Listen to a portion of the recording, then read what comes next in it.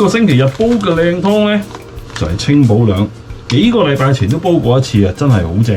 咁我嗰次呢，就係煲呢個田雞豬骨，咁今次係改啦，諗煲乜嘢啦？呢輪呢相當之又乾又熱喎，飲啲比較清熱嘅啦。清補涼煲咩好呢？咁我今次呢，就煲呢一個合掌瓜同埋呢一個乳鴿。有人就以為乳鴿好補好燥喎，就唔好搞錯喎。乳鴿其實就唔係喎，上網查過下啲資料呢，佢都係平和嘅。咁同埋都係清熱解毒嘅，咁所以應該呢個湯都會好夾嘅。講翻呢個清補涼，先前都煲過一次，又係我中醫師朋友出嘅，咁覺得真係正咁意思。今次又再翻煲，睇睇個清補涼湯包裏邊有啲乜喎？咁啊有都幾多嘢嘅，鐵棍淮山啦、靈化薏米、慈實、廣西老樹龍眼、蘭州百合、玉竹、白蓮子、茯苓同埋蜜棗，令到呢個湯更加好味呢。我諗住會加多幾粒無花果，係咁以幾粒就 OK 噶啦。先處理包藥材，基本上成包都可以擺落去煲嘅。不過同我以往都係咁講啦，我比較奄尖啲，所以揾一個呢啲我嚟煲魚湯嘅袋呢，將一啲煲完之後唔食嘅嘢呢就分開佢，方便啲啊嘛。幾粒無花果剪開佢，咁無花果煲完之後又係唔食嘅，所以咪擺埋落個袋裏邊咯。啲藥材基本上都頗乾淨，但係都係要揾水沖幾沖佢啦。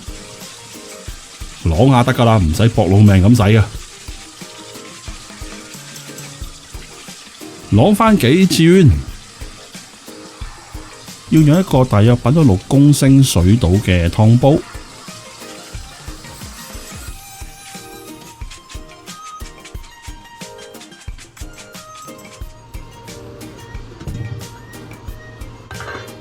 呢啲 size 差唔多噶啦，將啲藥材就擺晒落去。佢嘅湯包指示咧就用3公升水嘅，咁但係通常我都唔多聽話噶，我會裝大約4公升到啦，因為我食材都頗多。佢湯包指示都係就咁煲瘦肉嘅啫，好簡單嘅。咁但係我就煲得比較多啲材料嘛，所以我會落4公升水啦。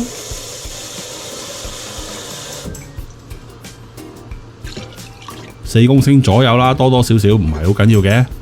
跟住將啲藥材浸翻半小時，買咗2隻乳鴿，呢啲係冰鮮嘅。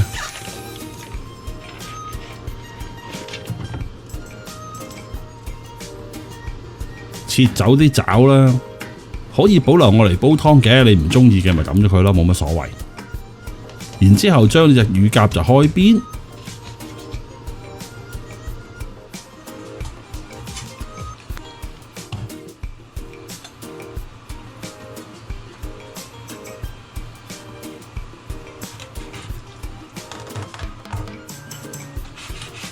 開咗邊之後就去水喉水下面沖乾淨佢。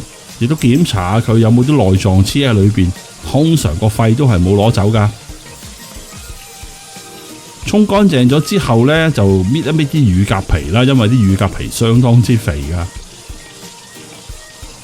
我就習慣上唔會搣晒嘅，剩翻少少，因為有啲鴿皮呢啲湯又香啲。咁但係啲好肥嗰啲位我一定搣走佢，好似條頸嗰啲位好肥啦。另外楞住個尾嗰啲亦都係好肥嘅，咁嗰啲地方我就一定搣走晒佢噶啦。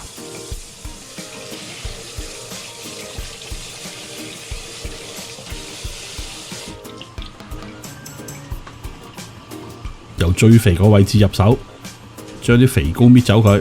嗱，呢啲頸位好肥噶，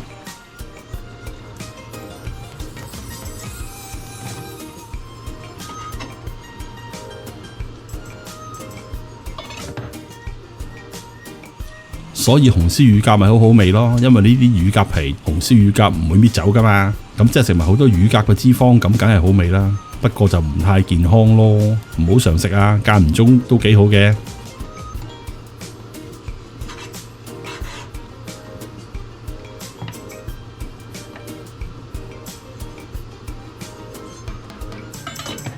我就好小心將啲比較肥嘅地方都切走佢啦，較為冇咁肥嗰啲我就留翻起佢咯。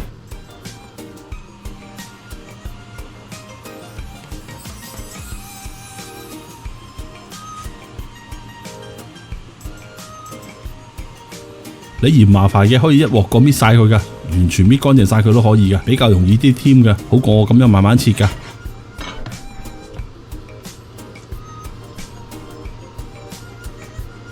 基本上全部都咁搞就得啦。咁要將啲乳鴿拎去出一出水嘅，咁啊所以準備一鑊滾水啦。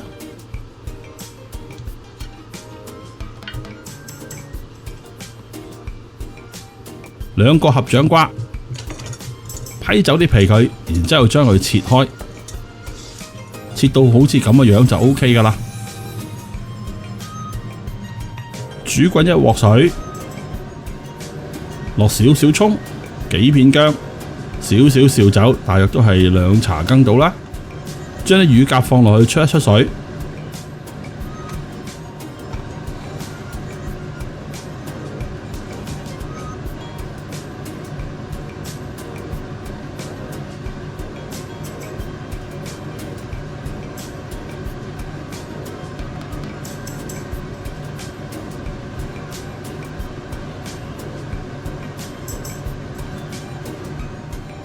等佢滾，滾咗啦。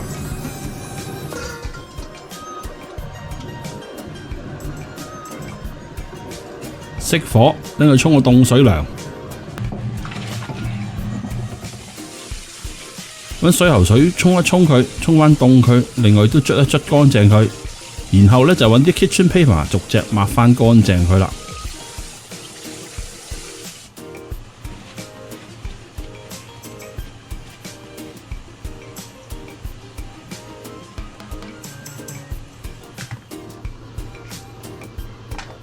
啲乳鴿同埋合掌瓜都預備好晒啦，藥材浸咗半小時，而家就可以開火去煮佢，煮滾佢先。滾咗啦，咁就可以將啲乳鴿同埋合掌瓜落晒落去。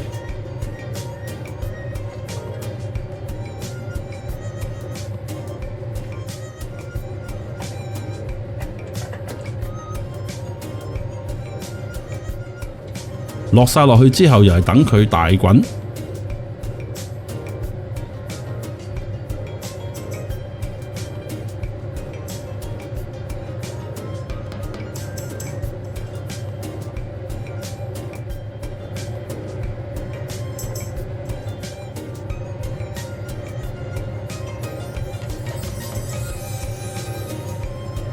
咁而家大滾啦，可以冚一冚住佢，收到最細火，煮返去1.5到2小時啦。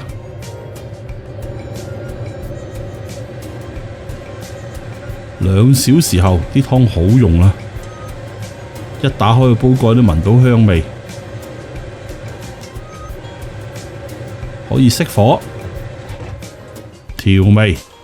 咁好簡單啫，純粹都係落啲鹽嘅啫。首先落1大茶羹，跟住試一試味。嗱，落鹽呢樣嘢就真係個人口味啦，你自己調教到去啱自己口味為止啦。咁我落咗1茶羹之後試味，發覺就好似爭少少，於是乎再落少少鹽添，落多都係半茶羹到1茶羹唔夠咁咯。又再試味，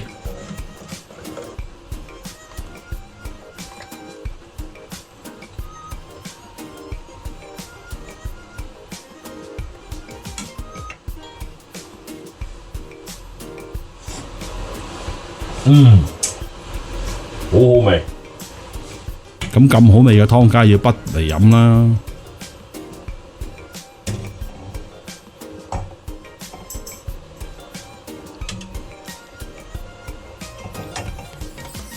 係咪好正啊？